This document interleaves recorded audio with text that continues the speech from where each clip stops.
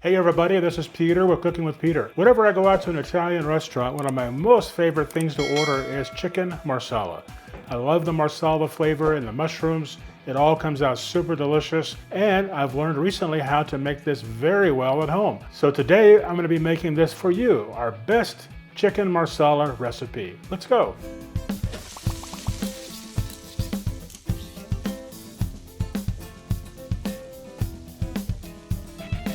I'm going to go over the list of ingredients with you today, and here we have about 2 pounds of chicken breast.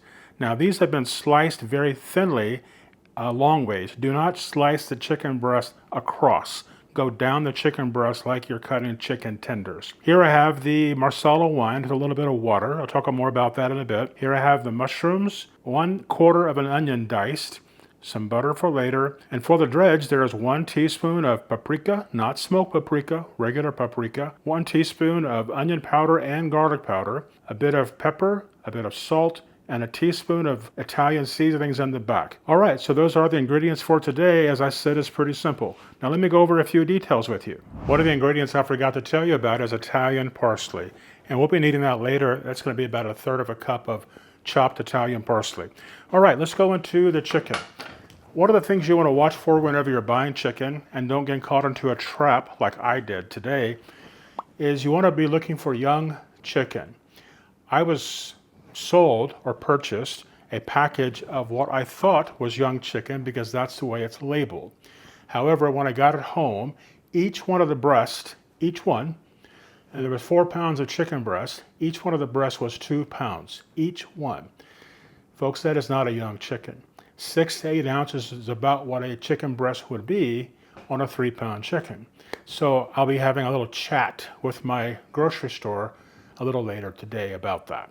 What I've done is I took the chicken, and because it's older chicken, I cut it lengthwise like you're seeing here. It's also cut quite thinly.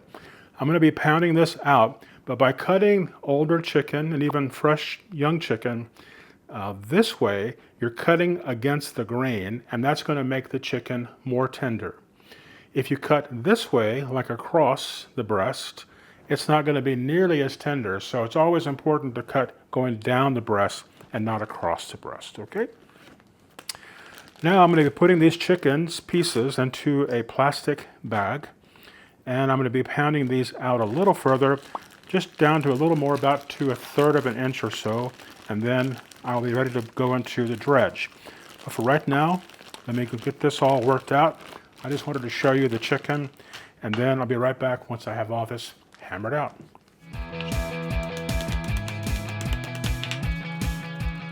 Something else to do to get your chicken ready when you're taking it out of the bag for pounding is you want to set it on the rack like this, because we're going to be salting and peppering the chicken pieces before we go into the dredge. So have a rack or a sheet pan with a rack ready, and you can set the chicken right onto that whenever you finish with the pounding.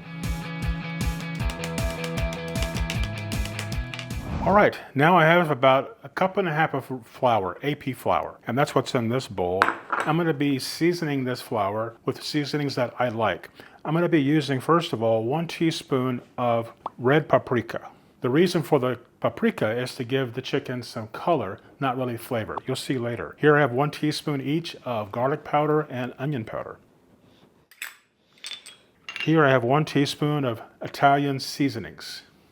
Now I'm going to put in a little bit of black pepper, but not much. Just about, maybe half a teaspoon. I'm going to be putting some black pepper and some salt over here on the chicken. So I don't want to be putting too much in the way of salt or pepper into the dredge. So now you just want to mix that up very well.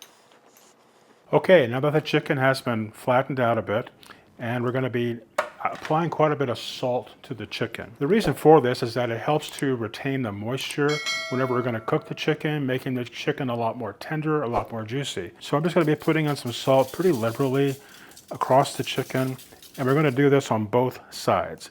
So flip the chicken over and put that on the other side as well.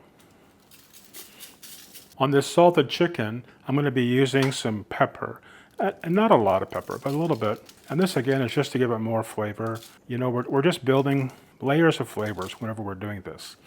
All right, now that you have the salted chicken sitting in front of us, we need to let this sit for about 10 to 15 minutes. And by doing that, what's going to happen is that that chicken will become more tender and it'll become more tasty whenever we're finishing with it. Let me talk with you a little bit about the mushrooms. Now we have here about a pound or a little over a pound of mushrooms, and of course I bought them whole, but before I sliced them up, I did take the time to use some wet paper towels and to wipe these mushrooms down because, you know, they're grown in dirt. And so if you don't do that, you can't imagine the amount of dirt that's going to be going into your dish. So be sure to brush off these mushrooms, and just using a damp paper towel works very, very well. Okay, my friends, we're ready to start cooking this chicken. As you know, olive oil has kind of a low smoke point. So that's what we're seeing here. Always put chicken away from you, not towards you. It's always important. And we're going to let these chicken pieces cook for only about 2 minutes on one side and maybe 1 minute on the other side. I'm putting the chicken in very lightly and just kind of shaking off any residual flour. You don't want a lot of flour. It's not the reason for this. While this chicken is cooking, I want to tell you about this olive oil. It's called Frantoia. Love this stuff. It's from Sicily, and my great friend Lee Kornblum would send this to me for my birthday presents, which was always wonderful. And this is the best tasting olive oil I've ever had. And typically I only use it in salad dressings and not cooking because it's an extra virgin olive oil. But I want this to be special, so I'm using really good products. And always use good olive oil. You know how I feel about olive oil. All right, let me show you. This chicken is getting some nice color on it. See that? That's important. So now we're just going to turn the chicken over and let it go for another minute or so on each side. Okay, as the chicken is completing, I forgot to mention to you that this looks like this on both sides. See that? Looks great. You want to go ahead and just put the chicken on a plate. And that's something I forgot to tell you. So once the chicken is cooked, or at least browned, you want to be moving it out of the skillet so that you can do the next batch, but also the chicken won't overcook that way. Okay, the second batch of that chicken is ready. So I'm taking that out of the pan, leaving everything in there. And now I'm just going to be adding in the mushrooms. Remember, clean the mushrooms, very, very important. And also have here 2 cloves of garlic. Now the garlic is not smashed, it's just unpeeled. We will be taking that out later, but for right now we're going to leave it there because we want the flavor of that garlic in there. Not very much, just 2 cloves. All right, I'm going to let these mushrooms now cook in the oil, and they're going to be releasing some liquid on their own. And this will take about 3 or 4 minutes. Okay, the mushrooms have been finishing up nicely. They're getting some great color. Let me show this to you. Can you see that? Yeah, that's what you want. You want the mushrooms to not be in a rush, to develop some beautiful color. Okay, as you can see, these mushrooms and the onions have really finished well. They're looking great. I'm going to go ahead and remove that piece of garlic. There's 2 in there, actually. If you're cooking on a gas flame, you might want to take the skillet off of the fire because we have some alcohol here. So I'm going to be pouring in, this is 1.5 cups of Marsala wine and a 1/2 cup of water. This is going to be sitting in here for about 6 or 7 minutes cooking. The flour from the chicken and all that is going to help thicken up this sauce, but I'm going to let this reduce down for about 5 or 6 minutes. Once that is done reducing down about halfway, I'll put the chicken cutlets back in, and we're going to be wrapping up this pretty soon. All right, be back in just a couple of minutes. Smelling fantastic. I'm now going to be putting in 3 tablespoons of butter, and this is softened butter, so it'll go a little faster that way.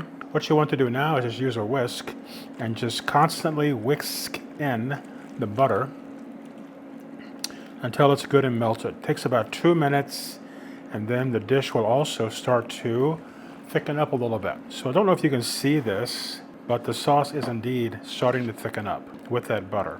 Now I'm going to be adding back in the chicken cutlets into the sauce, and these are going to be sitting in the sauce simmering for a couple of minutes.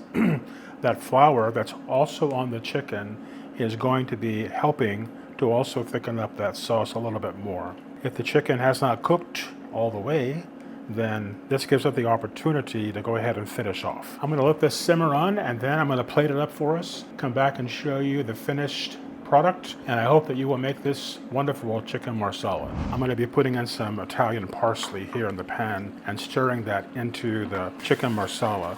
Okay, my friends, here you are. It's delicious chicken marsala, and it looks absolutely fabulous. I served this up with some buttery mashed potatoes. I'll move it over here so we can see that. I want to thank you very much for watching my video today. Do me a huge favor. Please give me 2 thumbs up on the video. And I hope that you will try this wonderful ultimate chicken marsala served with some mashed potatoes.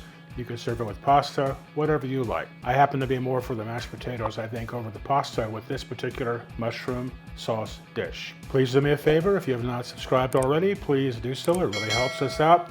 And also tell your friends about us, and so they will join up and they will become a subscriber as well.